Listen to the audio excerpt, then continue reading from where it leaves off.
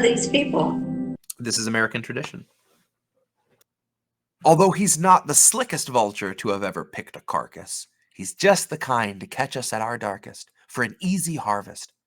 He's just the kind to serve us to the markets, who will see you lose your home before his donors let him bargain, who will give a cop the go-ahead to shoot you in the leg before they let you harm a target. And being an American, I love watching garbage, but it's overload. And this is not my first rodeo. I don't drop mics, but I choke slam podiums. And so we go. A little bit of Troy, a little Roanoke. Karma, come and hold me close. Tell me how you told me so. I'm overboard. I'm blowing out. I'm Holy Ghost in stolen shroud, soaked in old petroleum and calling down the rolling clouds. I slowly moved my mouth and formed the only sound I knew, and it was always out of tune, but it's the ugly fucking truth, and now it's flowing out. Break the banks, flood the basin. I transcribed a translation, spoke it out of Morse code, and straight into capsaicin. And I hope it suits your station, 'cause it's my last release that won't require proof of vaccination. I got all my rates adjusted for infection and inflation, bloating and decay, and all the perks of radiation. We see the virus for the profits, not the patients. Honey, look at all the records set for all these corporations. When COVID started spreading, they were just a side of celebration.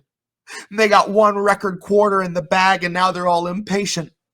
They'd rather have a toe to tag than see a mouth to feed, or worse, a kid in need of education.